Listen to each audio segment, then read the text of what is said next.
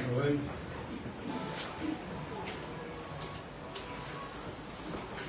Ora,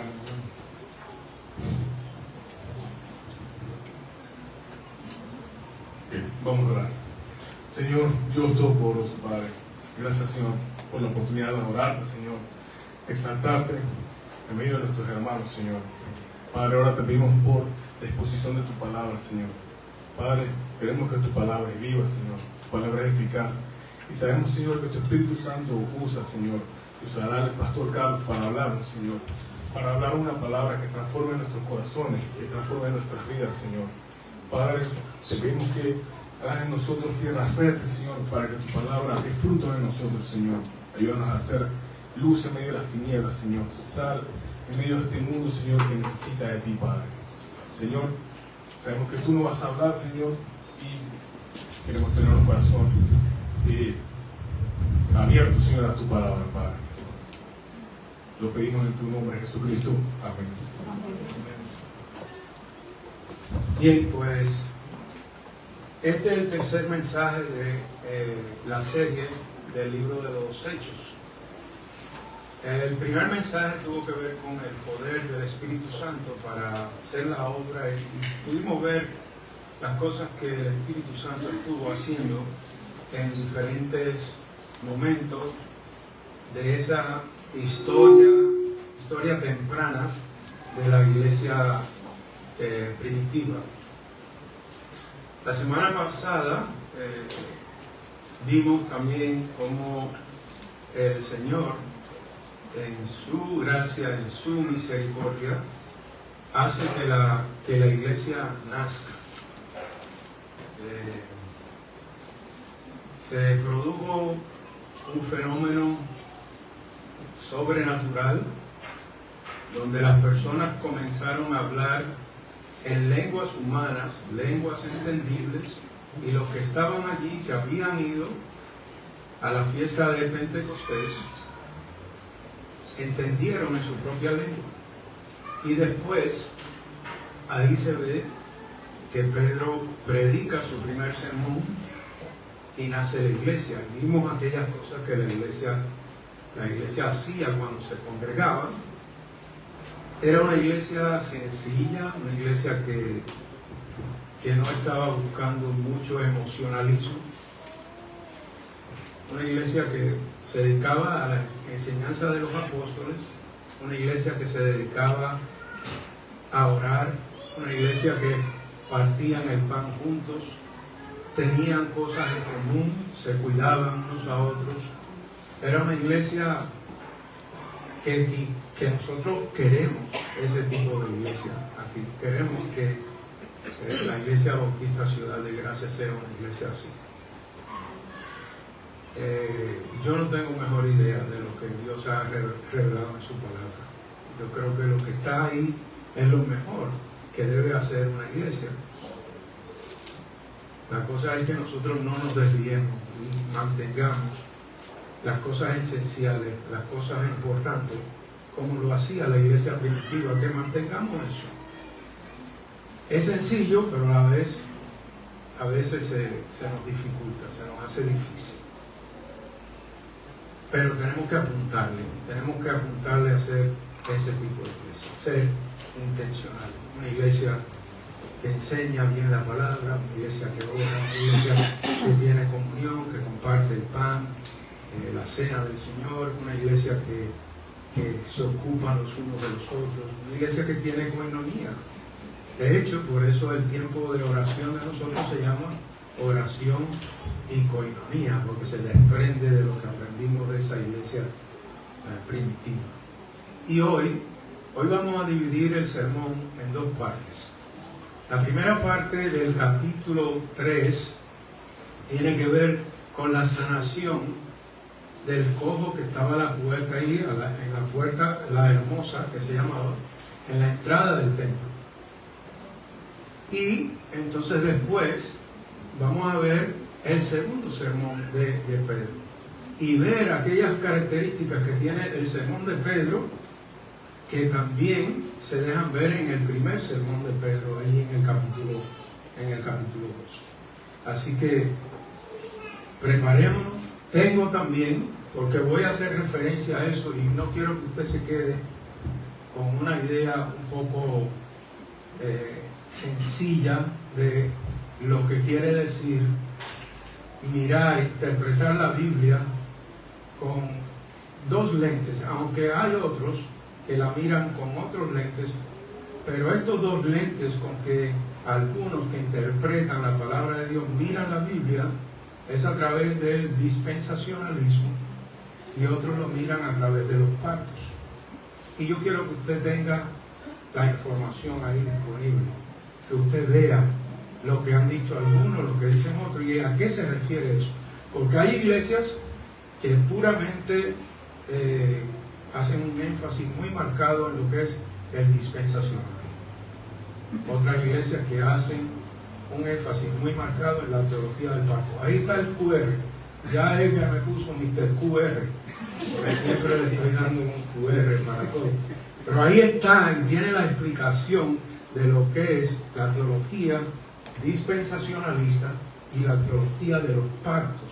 Y algunos de los proponentes de hoy o del pasado que afirman esas dos teologías, porque si uno se pone el lente dispensacionalista, uno va a ver la Biblia de una manera. Si se pone lo de los pactos, se pone lo de los pactos, entonces la va a ver de otra manera. Y es importante. Y no vamos a pelear por la manera en que usted la ve. No vamos a pelear por eso. Pero sí es una buena discusión, especialmente para aquellos que son aspirantes al seminario, aquellos que están en el instituto, aquellos que están preparándose para que a lo mejor han oído eso y dicen, bueno, ¿a qué se refiere esto? Entonces, que tenga eso presente, ahí está, tómele la foto y ahí.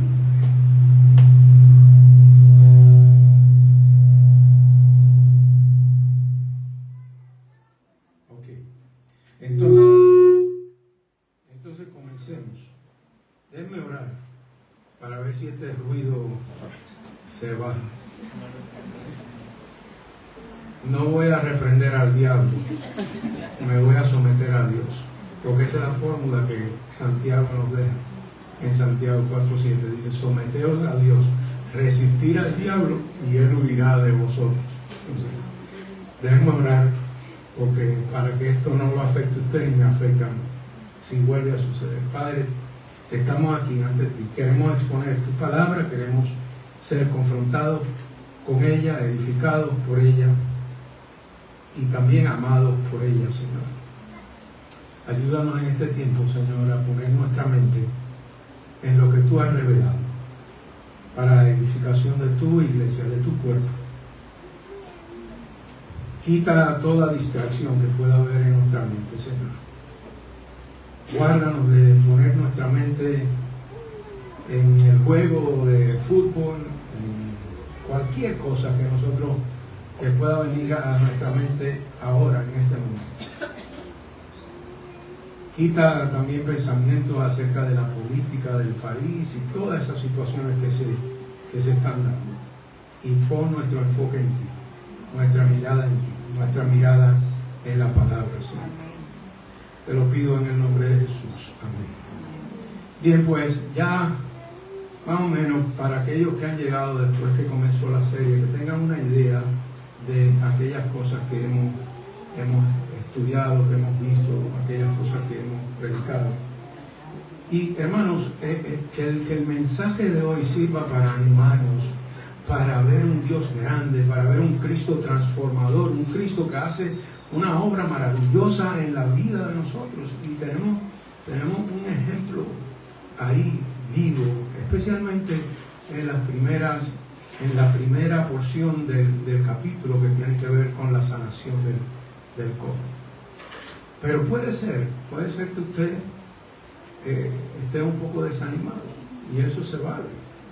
Algunos cristianos, por situaciones, en momentos de la vida, nos desanimamos.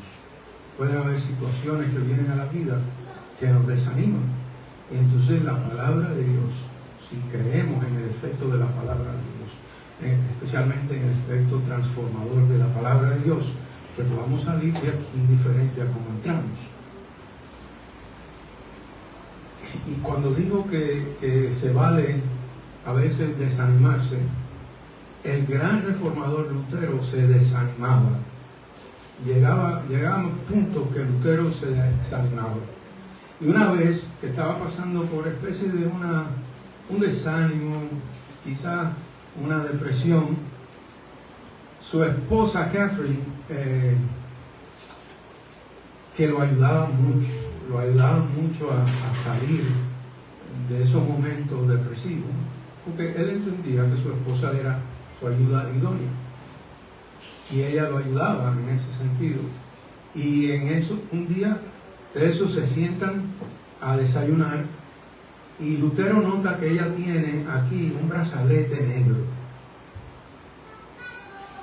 Y Lutero le pregunta: ¿y quién se murió? ¿Por qué el luto? Y ella le dice: no, nadie se murió.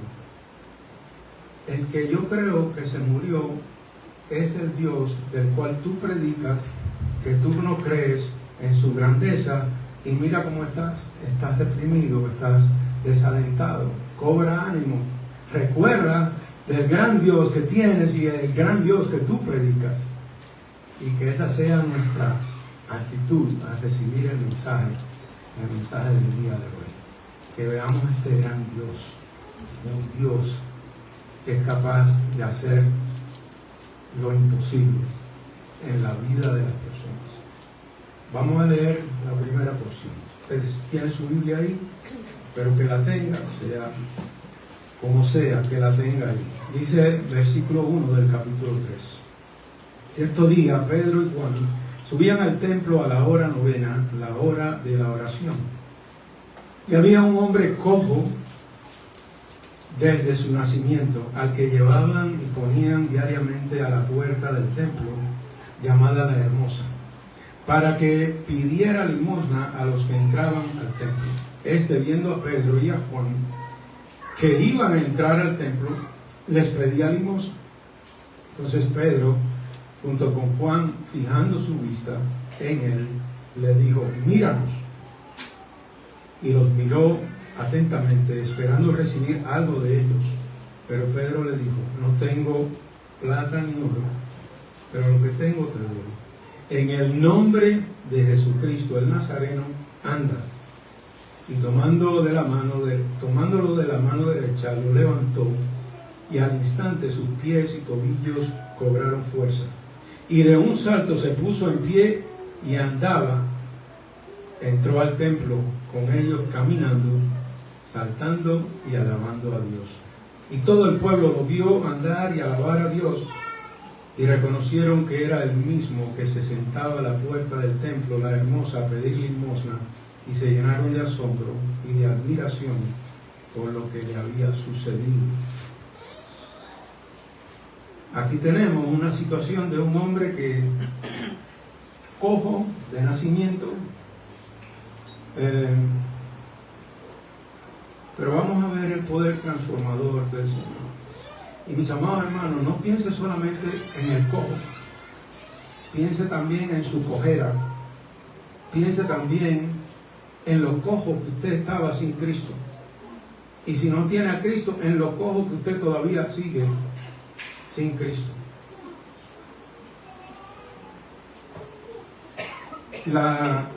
Esta puerta era la puerta por donde entraban al atrio de los gentiles y al atrio de las mujeres en el templo, y él se ponía ahí, lo ponían ahí, mejor dicho. Estaba esperando que le dieran dinero. Algunos de nosotros estamos también así, como cristianos, esperando que Dios nos bendiga. Yo he escuchado a algunos cristianos que dicen que ellos van el domingo a la iglesia a recibir su bendición. Yo no sé si ustedes han escuchado eso. Y es válido, es bueno y válido, pero no solamente eso. No solamente es recibir bendición, que venimos aquí Porque venimos a dar la adoración que Dios se merece, a darle a Dios, a tener esta comunión entre hermanos, a tener este compañerismo entre hermanos. Muchas veces estamos así, estamos a la puerta de la iglesia, estamos a la puerta de donde Dios hace su presencia, pero no estamos verdaderamente ahí.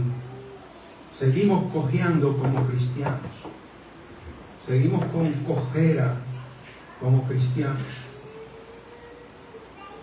A veces el apetito de nosotros como cristianos es como el apetito de ese cojo que estaba a la puerta de la entrada del templo.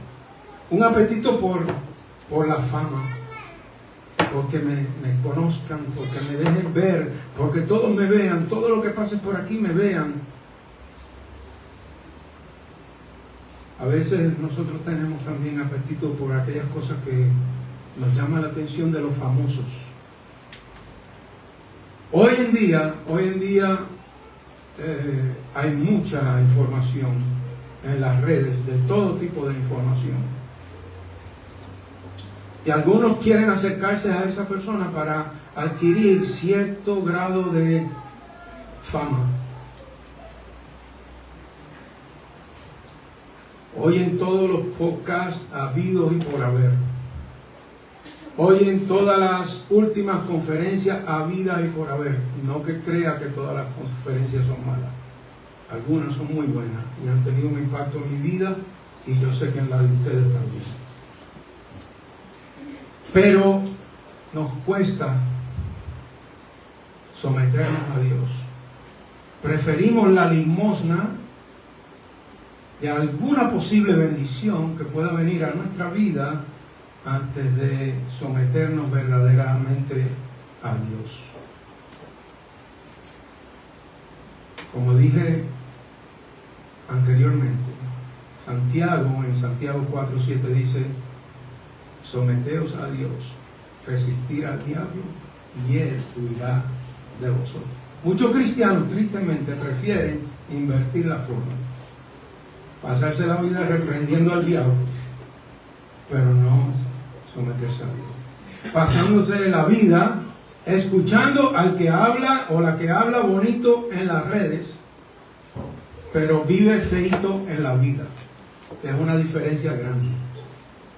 Porque cualquiera puede hablar bonito públicamente o en las redes, pero cuando te vas a ver la vida de esa persona, deja mucho que desear. Y con eso, mi hermano, le doy una advertencia. Cuando usted escuche a alguien hablar bonito, interésese por ver si vive bonito. Porque puede ser que esté viviendo feito, porque nosotros no lo conocemos. Nosotros tenemos en alta estima muchas personas, y de hecho ha habido momentos en la historia donde el cristianismo se ha volcado mirando al hombre, mirando más al hombre que mirando a Cristo, que mirando a aquel que puede tener un efecto en su vida, mirando más lo que el mundo evangélico está ofreciendo, que algunas cosas buenas. Pero a veces estamos oyendo a personas ahí que no tienen ni iglesia local, que lo que tienen es un ministerio, un supuesto ministerio que Dios le ha dado, divorciado de la iglesia local, y eso es contrario a la palabra de Dios. Y nosotros como cristianos tenemos que estar bien atentos a ese asunto, porque a veces estamos como el cojo. Queremos que nos den un dinerito ahí a la entrada del templo, buscando satisfacer un vacío que hay en nosotros, que solamente lo puede llenar el Señor, Cristo, su palabra. El vacío del hombre lo puede buscar llenarlo con cualquier otra cosa, pero solamente se encuentra en Cristo. Creyendo y alimentando nuestro apetito, buscando una espiritualidad tipo microondas, Y la espiritualidad no es tipo un microondas. Usted tiene que meterse con la palabra de Dios, en oración, con Dios.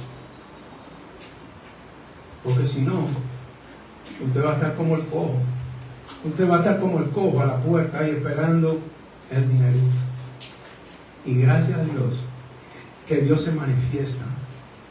Dios se manifiesta después que ese cojo está ahí buscando la limosna, buscando. Dios dice, no, tú no necesitas la limosna. Tú lo que necesitas es a Cristo. Tú necesitas una relación con Cristo. Tú necesitas adorar al Dios verdadero. Y eso es lo que usted y yo necesitamos. Una relación con el Dios verdadero. Usted y yo necesitamos eso. Y necesitamos cultivar eso. Y en la medida que lo hagamos, vamos a experimentar el gozo que experimentó el cojo. Mire lo que sucede. Viendo a Pedro y a Juan que iban a entrar en el templo, les pedían limosna. Entonces Pedro, junto con Juan, fijando su vista en él, le dijo, míranos. Y él los miró atentamente, esperando recibir algo de ellos, pero Pedro le dijo, no tengo plata ni oro. Estos eran unos predicadores pelados, arrancados, limpios, como, yo no sé cómo que dicen aquí en Panamá. Limpio, vaya. Dos predicadores arrancados. Me parece a este. Pero no importa. Hay que seguir para adelante. Él los miró atentamente, esperando recibir algo de ellos. Pero Pedro le dijo, no tengo plata ni oro, pero lo que tengo te doy. En el nombre de Jesucristo Nazareno, anda. Eso es lo que tú necesitas. Eso es lo que yo necesito. Andar en el nombre de Jesucristo. Andar con Cristo. Vivir por Cristo. Depender de Cristo. Amar a Cristo.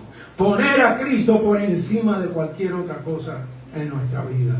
Y usted va a experimentar el gozo. Míralo aquí. Y tomándolo de la mano derecha, lo levantó y al instante sus pies y sus tobillos cobraron fuerza y de un salto se puso en pie y andaba. De un salto se puso en pie. Yo no veo a nadie saltando aquí. Pero hay momentos en que hay que saltar cuando Dios hace algo grande, algo poderoso en nuestra vida. ¿Y qué más que la salvación que Él nos ha dado? Eso es motivo de gozo, motivo de regocijo, motivo de entusiasmo, de impulsarnos cada día a vivir para aquel que derramó su sangre en la cruz del Calvario para el perdón de nuestro pecado pasado, presente y futuro. Mire lo que pasó.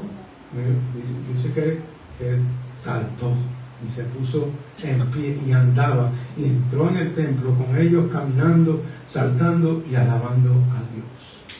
Ahí es donde Dios lo quería. Y Dios lo quería ahí también para que fuera un testimonio, para que la gente viera lo que Dios había hecho a través de este hombre. Dios lo quería ahí. Y Dios te quiere ahí también. Y me quiere ahí a mí también. Y se entró en el templo con ellos caminando, saltando y alabando a Dios. Y todo el pueblo lo vio andar y alabar a Dios. Y reconocieron que era el mismo que se sentaba a la puerta del templo, la hermosa, a pedir limosna. Y se llenaron de asombro.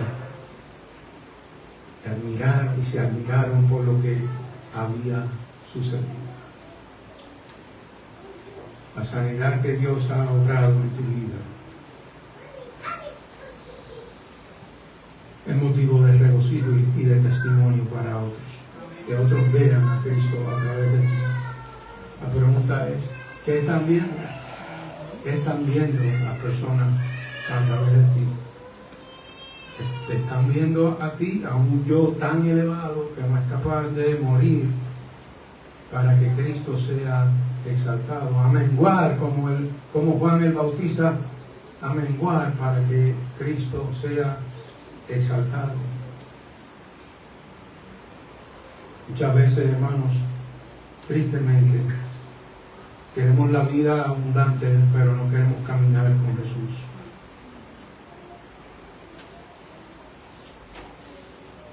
Pastor, pero yo no tengo tiempo.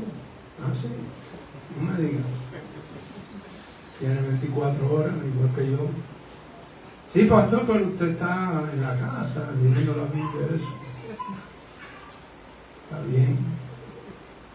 Ahí pases un día con nosotros y entonces te va a ver cómo es más o menos. Los vistos, venga. Y hay una habitación ahí, se pueden quedar en la casa también. Para que ustedes vean cómo es el asunto. Pero sí hay tiempo. Sí hay tiempo para meterse con Dios, para meterse en la palabra de Dios, para conocer más a Dios. Haga un análisis, mis amados hermanos, de dónde usted gasta su tiempo durante las 24 horas que tiene el día. ¿Dónde está empleando su tiempo? Este celular que anda por ahí te da las horas en que uno ha pasado en el celular en la semana. Y es sorprendente cuando te tiras esa. Wow. Si es que estaba leyendo la Biblia en el celular, gloria a Dios. Pero a veces lo que andamos es chismoseando, a ver que lo que dijo fulano y lo que dijo mengano, y para discutir con mengano y pelear con sutano. Ven acá. Yo no creo que Dios esté ahí arriba diciendo, ay, qué bueno que se están peleando esos cristianos por el dispensacionalismo y los pactos, qué bueno, por el continuismo y el cesacionismo, qué bueno, qué pelea tan buena, wow, gloria a Dios. Yo no creo que eso sea la actitud de Dios, yo no creo que Dios sea así. ¿Cuántos podcasts en el día? ¿Cuánto corriendo detrás de alguien que usted no lo conoce? Suena bonito. La cosa es que a veces esos que suenan bonitos viven feitos. Tenemos que tener cuidado con eso. ¿Qué aplicaciones podemos sacar de esta porción de la Escritura? Número 1, la importancia de estar atentos a servir a las personas. A servir al caído, a servir a veces al hermano que está pasando un sufrimiento, una etapa de su vida difícil.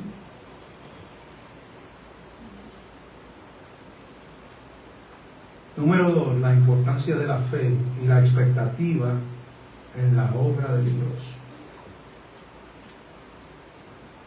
Levántate. Levántate y se levantó. Pedro y Juan dieron una demostración de la fe que tenían en el Dios que puede cambiar la situación de una persona en la vida. Número 3, el poder transformador del nombre de Jesús.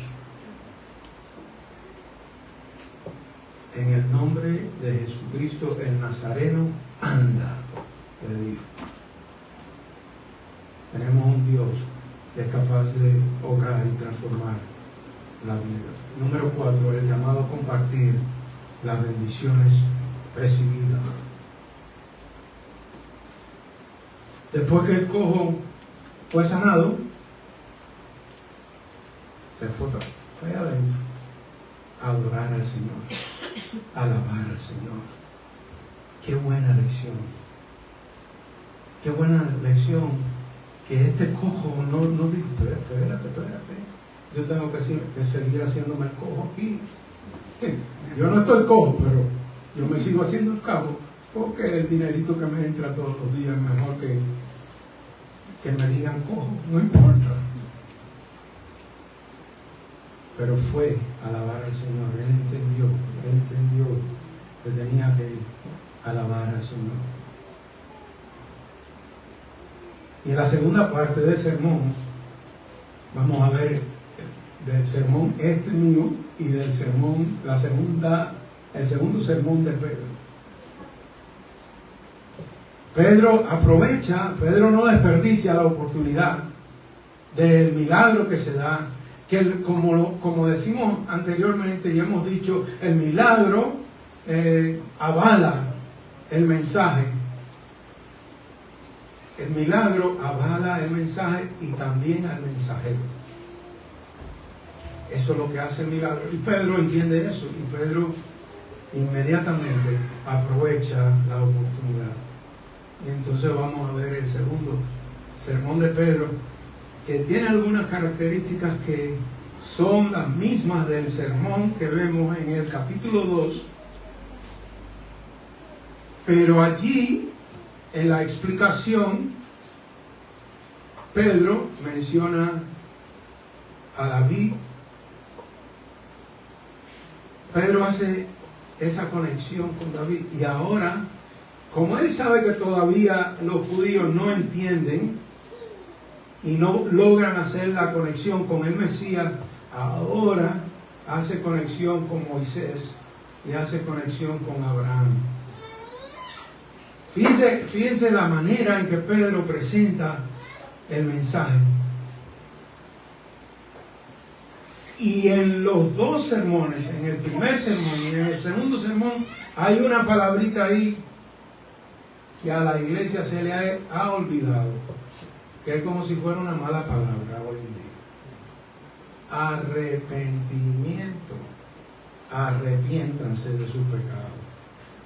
En los dos sermones, el énfasis está en el arrepentimiento. Sí, da una explicación, pero hay un énfasis marcado en el arrepentimiento. Hoy en día, en algunos círculos, la palabra arrepentimiento es como si fuera una mala palabra. No se puede decir.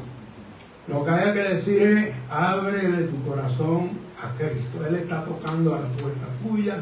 Abre el corazón y déjalo entrar. Así. Como si Dios necesitara tu permiso para entrar en tu corazón. Dios no necesita permiso de nosotros para entrar en nuestro corazón. Dios te tumba la puerta así cuando quiere entrar. Porque ese versículo lo sacan de allá, fuera de contexto, de allá de Apocalipsis 3:20. Pero ese versículo no es para todo el mundo, es para la iglesia de Éfeso, que estaba pasando por una situación que necesitaba arrepentimiento. Entonces, mis amados hermanos, tenga presente eso. Y cuando usted presente el Evangelio, no tenga temor de presentar la necesidad de arrepentimiento. Hágalo con toda confianza. Dice Pedro, comienza: estando el que era cojo aferrado a Pedro y Juan, todo el pueblo, lleno de asombro, corrió al pórtico llamado de Salomón, donde ellos estaban. Y al ver esto, Pedro dijo al pueblo: hombres de Israel, ¿por qué se maravillan de esto? ¿O por qué nos miran así, como si por nuestro propio poder o piedad le hubiéramos hecho nada? El Dios de Abraham, por si acaso tenían en la mente que estos eran unos milagreros de esos que han surgido, que se llevan la gloria. No. Se maravillaban de esto. ¿Por qué se maravillan de esto? ¿Por qué nos miran así, como si por nuestro propio poder o piedad le hubiéramos hecho andar? El Dios de Abraham, de Isaac y de Jacob, el Dios que ustedes conocen, que dicen conocer, el Dios de nuestros padres, ha glorificado a su siervo Jesús, al que ustedes entregaron y repudiaron en presencia de Pilato, cuando él estaba resuelto a poner a Jesús en libertad. Primeramente, vemos que Pedro le dice que la gloria de lo que ha sucedido es de Dios. Y en segundo lugar, le señala la culpa que ellos tienen ante Dios. Esa es una buena manera de presentar o de hacer una introducción para el Evangelio. ¿Quién no tiene culpa aquí? ¿Quién no vino al Señor cargado de culpas? ¿Quién no había pecado? Todos. Y esa persona que necesita escuchar el Evangelio también está igual. Él necesita escuchar que él es un pecador, que necesita un salvador, que él no le ha dado a la diana, al target, como dicen los americanos. No le ha dado, ha fallado con su manera de vivir, con su forma de ser. Pedro le responde: esto no tiene nada que ver con nosotros, esto es asunto de Dios. Y les explica. Versículo 16: por la fe en el nombre de Jesús, la fe que viene por medio de Jesús, es que ha sucedido esto. Esto no tiene nada que ver con nosotros.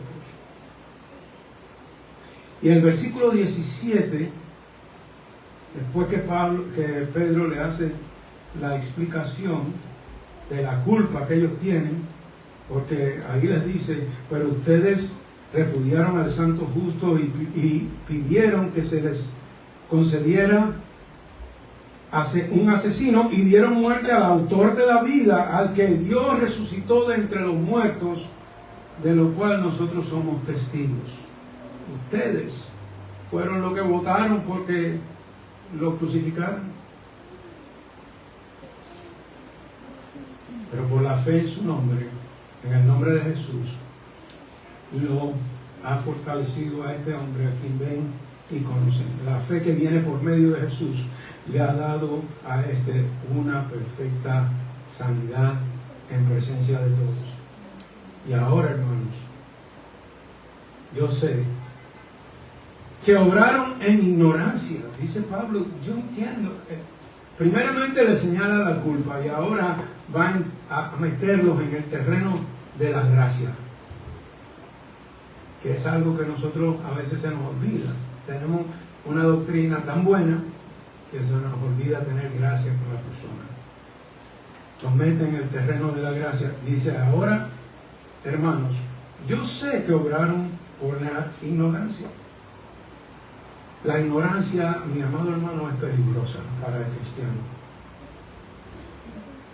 En la Biblia, cuando Dios habla acerca de la ignorancia, note lo que dice en Oseas capítulo 4, versículo 6: mi pueblo es destruido por falta de conocimiento. Por cuanto tú has rechazado el conocimiento, yo también te rechazaré para que no seas mi sacerdote. Como has olvidado la ley de tu Dios, yo también me olvidaré de tus hijos. La ignorancia es peligrosa, hermano. Por eso aquí motivamos a los hermanos que se preparen, a que estén más preparados que yo en cuanto a teología, en cuanto al conocimiento de la Biblia y el conocimiento del Señor. Esa es mi aspiración, eso es lo que yo quisiera para cada uno de mis hermanos. Y no quiere decir que no haya uno por ahí que sepa más que yo hoy, gloria a Dios, aleluya, que sepa más de las palabras de la Biblia, de la interpretación correcta de la Biblia. Me regocijo en eso, pero no lo use para coger el rifle y empezar a tirotear a las personas. Úselo con gracia. La ignorancia es peligrosa. Proverbios 1:7: el temor del Señor es el principio de la sabiduría. Los necios desprecian la sabiduría y la instrucción. Escuche eso. Los necios desprecian la sabiduría y la instrucción. Pastor, pero a mí me enseñaron que la letra mata. Ah, sí, está bien. Pues mira, tengo una noticia, te enseñaron mal. Porque cuando Pablo habla de que la letra mata, en 2 Corintios 3:6, dice, el cual también nos hizo suficientes como ministros de un nuevo pacto, no de la letra, sino del Espíritu, porque la letra mata, pero el Espíritu vivifica. Sí, pero no me explicaron el significado, solamente me dijeron que la letra mata. Ok, pues te lo voy a explicar, para que lo tenga claro, para que no se te olvide. Lo que se está refiriendo ahí es un versículo que hace referencia a la diferencia que hay entre la ley del Antiguo Testamento y la gracia, el pacto de gracia. Que esa ley se enfocaba en la observancia de las reglas y los rituales externos. La letra, esa es la letra a la que se refiere ahí. No a la letra de conocimiento bíblico, no que usted aprenda y se devore el libro de teología sistemática de Berkhoff o de Gruden o del que le guste a usted, el que sea. No es esa letra. Esa letra de aprender cosas de la Biblia es buenísima. Porque cuando viene cualquier viento de doctrina por ahí, usted sopla más fuerte que el viento. Que el viento. Porque usted está firme, usted conoce la palabra. La gracia, la libertad que se encuentran en el nuevo pacto de Cristo, en el Espíritu, es lo que está hablando Pablo. Bajo la antigua ley, el énfasis era el cumplimiento estricto de la ley. Y esa ley lo condenaba a la persona. Pero el nuevo pacto trae vida, trae esperanza a través del Espíritu. La verdadera vida y libertad espiritual se encuentran en una relación íntima con Dios a través de Cristo. Y no podemos ser ignorantes. Tenemos que conocer bien la palabra. Ahora, en cuanto al arrepentimiento, que Pedro también lo señala ahí en su sermón, dice: por tanto, arrepiéntanse y conviértanse para que sus pecados sean borrados, a fin de que tiempos de alivio vengan a la presencia del Señor. El arrepentimiento es importante. No hay una predicación sobre Cristo donde no incluya un llamado al arrepentimiento. Tiene que haber un llamado al arrepentimiento. Pedro lo enfatiza. Pablo también habló del arrepentimiento. Y Cristo, al comienzo de su ministerio, en Marcos capítulo 1, versículo 15, dice: arrepentíos y creed en el Evangelio, porque el reino de los cielos se ha acercado.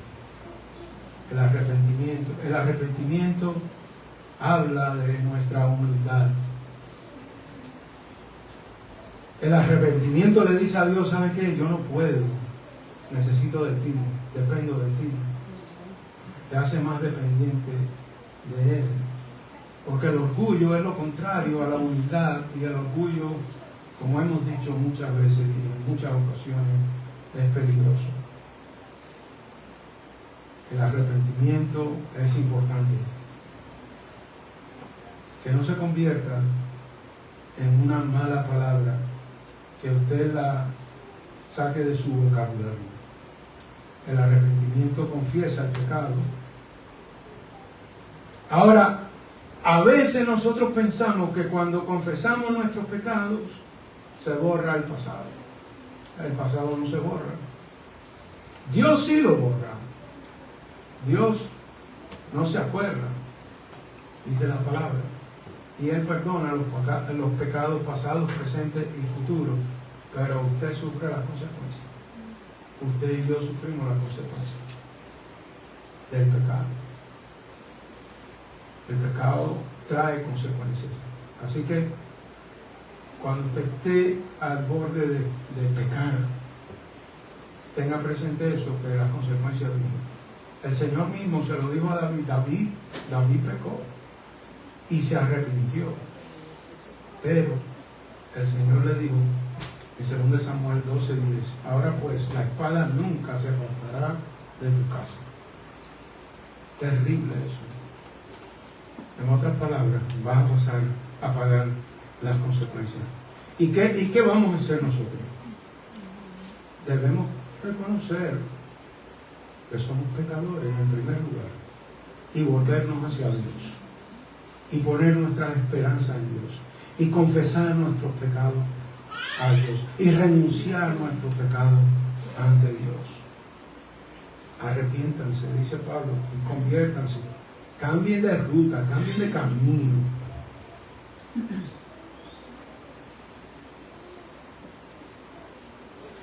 Mis amados hermanos, es importante tener presente la necesidad de arrepentimiento. También vemos en el sermón de Pedro una promesa de bendición a través de Jesucristo. Una cosita también que tenemos que tener presente en cuanto al asunto del arrepentimiento, porque puede ser que usted se crea que es el más arrepentidor del mundo, el rey arrepentidor. Ay, soy yo sí me arrepentí. No, sí, espera. Según de Timoteo 2:25, debe reprender tiernamente a los que se oponen, por si acaso Dios les da el arrepentimiento. El arrepentimiento que tú tienes, no te enorgullezcas mucho de él, porque es Dios que te lo da. Dios te da ese arrepentimiento por su gracia. Ten eso presente. Por si acaso Dios les da arrepentimiento que conduce al pleno conocimiento de la verdad, y volviendo en sí escapen del lazo del diablo, habiendo estado cautivos de él para hacer su voluntad. Aún por tu arrepentimiento, ¿sabes lo que debe decir? Soli Deo Gloria. Solamente gloria a Dios. Aún por eso. Versículo 22 al 26.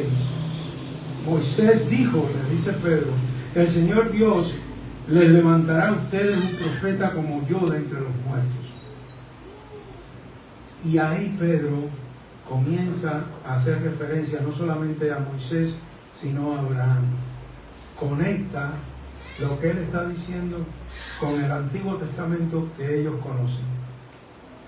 Y sucederá, versículo 23, y sucederá que todo el que no preste atención a aquel profeta será totalmente destruido de entre el pueblo.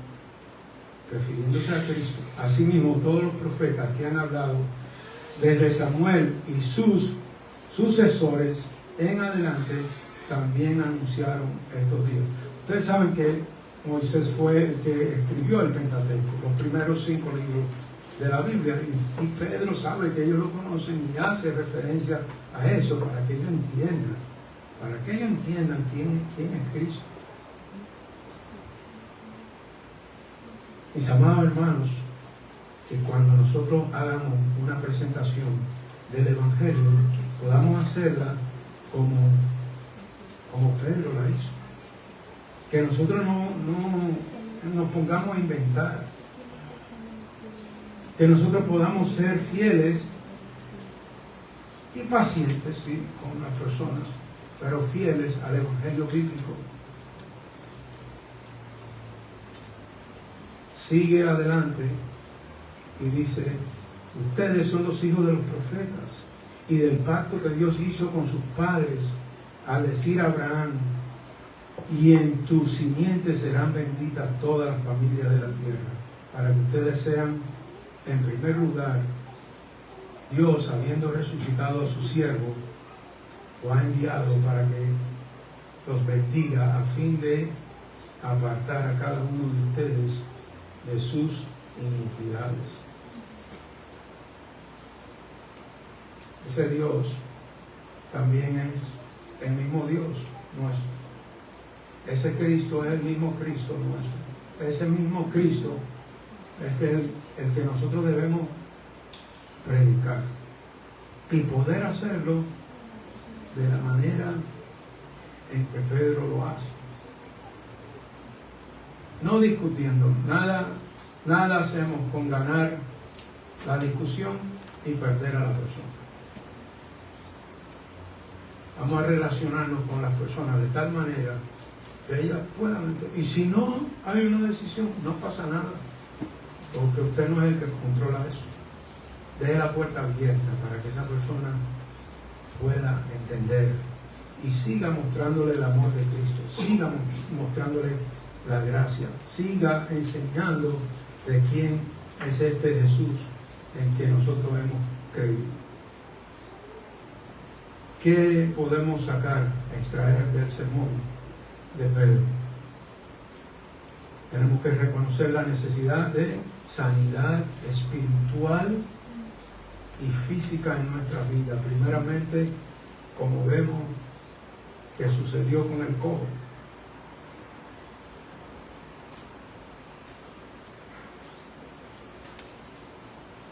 O usted va a seguir cojeando toda la vida, cristiano ahí, cojo. Va a llegar al cielo, pero cojeando. Porque la salvación no se pierde. Pero la cojera espiritual sí se puede perder. Y eso implica que usted tiene que meterse con Dios.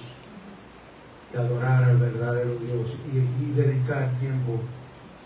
Saborear la palabra de Dios.